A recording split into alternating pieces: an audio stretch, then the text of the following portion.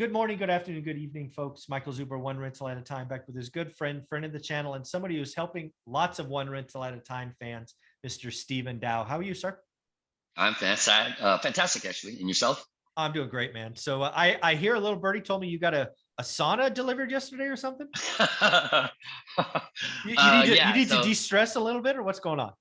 Well, this channel Relax. keeps me pretty busy. Yeah, exactly. So a little bit of anything that I can help to decompress is definitely worth it. So yeah, we're kind of setting it up out on the back patio. Good for you. Yeah. So, I was just thank you. Oh no worries. Appreciate it. So do me a favor, hit that marketing thing so you and I don't get in trouble. Okay. Again, although I worked very happily for Velocity Mortgage Capital, which caused me to be able to get the sauna. Yeah. All the ideas and topics discussed on this channel are that of my own. So let's get it going. Yeah. So what I want to talk about here is kind of two things that frankly, I did not appreciate until after I was out of the rat race, right? When you're in it, you're working full time, raising a daughter, just doing, you don't really see, at least I didn't, maybe others have. I didn't see all the pieces of the puzzle. It was only when I wrote my first book that the pieces snapped together. And it was a beautiful picture, but I didn't appreciate it when I was in it. And that is there are really two things that turbocharge your financial future. And unfortunately for most folks, it doesn't start till year 3, 4, or 5, right? I just want people to realize that the first 3 to 5 years are slow for everyone, including myself, including Dion, including Matt and Anna and Greg and everybody else.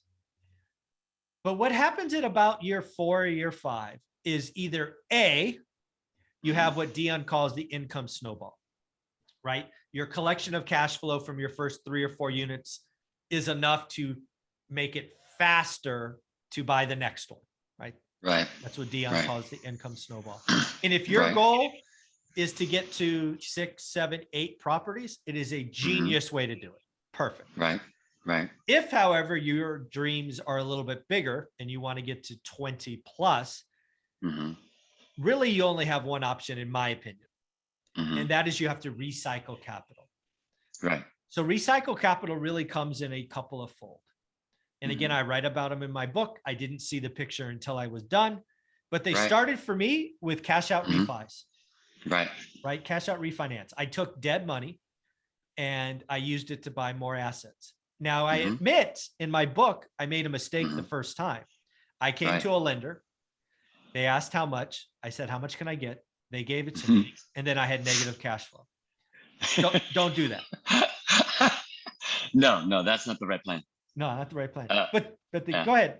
I've been talking for a while. So let me well, I mean, I would have to agree. I think that as far as the general public versus maybe quote unquote the wealthy, I think just having been shared that information, taught that information, as far as the strategy, because I think mainly we've been brought up to think about defense versus offense. Build it as much as you can and then hang on to it for as long as you can until you die.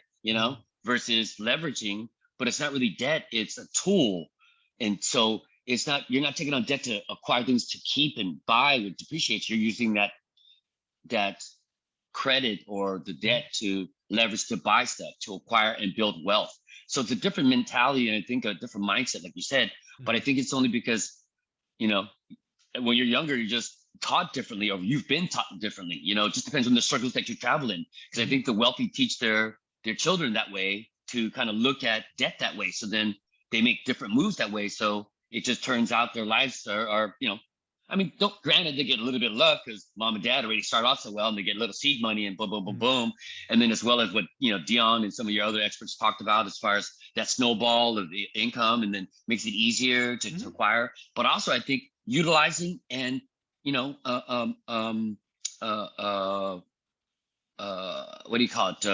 Reallocating debt. So I think that also helps as well, not only with the income, but also, well, if you've got enough equity, now you can use those properties to buy, new properties versus just waiting for that rental income snowball. So I think in addition to that, like you said, I think it just kind of touches upon the topic that we're talking about, that you just have to kind of be able to reallocate debt in the way where you can use it as a tool. Yeah. Again, right. This environment we're in today is so similar to my experience 03, 04, 05. Right. I did a cash out refi on Norris Drive. I did a cash out refi on Terrace, on Ferris, all 3 properties talked about in my first book. Those three, it's okay. Those 3 properties allowed me to buy 5 more. Right. And the key to that story is it wasn't new money. Right. I start this, as I'm very clear in my book, one rental at a time, with $40,000. That $40,000 was gone in those first 3 deals. I got 5 more and replenished my cash via cash out refinances, because in my story, I wasn't happy with 3. I wasn't going to be happy with 8 or 9. I knew I needed a big number. So I was all about recycling. And then, oh, by the way, my market got expensive. It became unaffordable. I used the affordability index to tell me when to get out. And I sold all 8 homes or 7 homes in a duplex right at the peak. So you can time the market, right? There are indicators, which I talk about. But we 1031, right? We didn't pay the tax man, didn't pay IRS. And then we started buying private money and all of this. So really the key to me is our portfolio as it sits today doesn't have any of our original capital.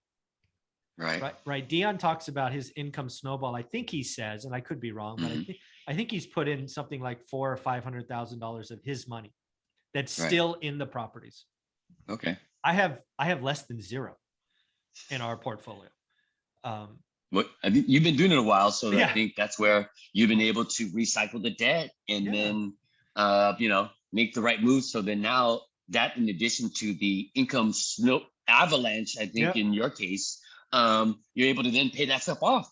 Yeah. So then it allows you to then keep that cycle going. So then now you can make the right moves and lower the amount of overall I guess weight or overhead in order to make those moves. Because again, financing when you're getting in early and then getting that right deal. So it's just a different mindset. And like you said, when you start going down the actual path and seeing how the wealth are making these right moves, it kind of clicked. So I think again, instead of playing defense, you're playing offense, picking up more passive income to then will give you even more of an income snowball, instead of let me stack up as much as I can and not spend it, and then spend even less of it as I get older for as long as I can. And then if something happens though, I don't have any more coming in. I'm just trying to hang on to what I got as long as I can. So yeah, the importance of it, I think, is just a different mindset. People are taught differently. And also marketing, man, you got Instagram, people want to be, they want to keep up with the Joneses. And so they're not looking to make the right moves. This channel, I think that's where people gravitate towards, because I think like I said, you're like the, a weather reporter for what's coming up, to kind of know what to do. If it's raining outside, if it's snowing outside, if it's sunshine, you can, react accordingly, as far as what your portfolio or your strategy or whatever it is that you're trying to achieve. So I do this every day, man. So this is interesting. And the last thing I want to talk about recycling capital is there's probably a lot of folks. And again, it's funny. I did an interview with the gentleman I call the best investor in Fresno. I think it was last Friday. Jason Pritchard. He's in my second book, right? That's how good he is. He's one of the 15 investors in my second book.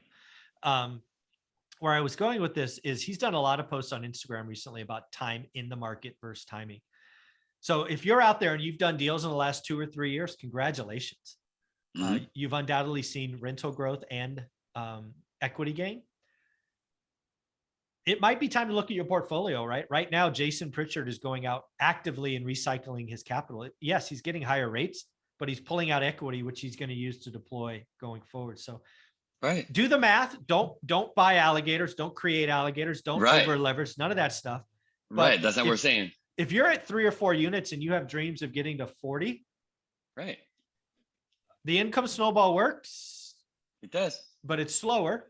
Or you can go, you know what? I can go extract. Sure, my rate will be higher, but my rents are way up, so it doesn't really matter to me. I don't know. At least do the math. That's what I would tell you. So folks, if that's you right now, and you want to reach out to someone and do the math, I'd suggest Stephen Dow. He helped me take out a bunch of money on assets so I could use it. So how do you want them to reach out? SDAO, DAO at Velocity. mortgage.com, please put in the subject line ORAAT. That's just that acronym for one rental at a time. The body of the email, the property type, brief description of your desired terms, mid-FICO score, best phone number to reach you at. And typically 24, 48 hours, I should be able to give you a holler or email you back. And to touch upon what you're saying, it definitely, as far as reallocating debt, I've only seen an increase actually as of late, because I think people listening and they're trying to, get ready. Yeah. And actually a lot of people are making, these moves already. Nice. I think in different, situations where either occupational change or things of that nature, it causes them to have to, utilize non-QM, but I think they're seeing, because deals, I think they're going to start to pop off pretty soon. We're definitely seeing a slight dip just because of the recent changes in rates. Yeah, of course. But I think now people are also taking into consideration, utilizing that dead money, like you said. So I'm personally seeing, I'm up like I'm actually already funded more than half of what I did all of last year already this month. So nice. Things are going up, but cool. We'll see. It's interesting to see. Yeah. And the last thing, folks, I'm going to tease you in episode 3. We're going to talk about when I think the right answer is to pay off debt, because this isn't about debt. It is about maximum leverage. I'm not that guy. I think there is a part of the cycle where you pay off debt. And that's going to be episode number 3. Thanks, buddy. Right. Thank you.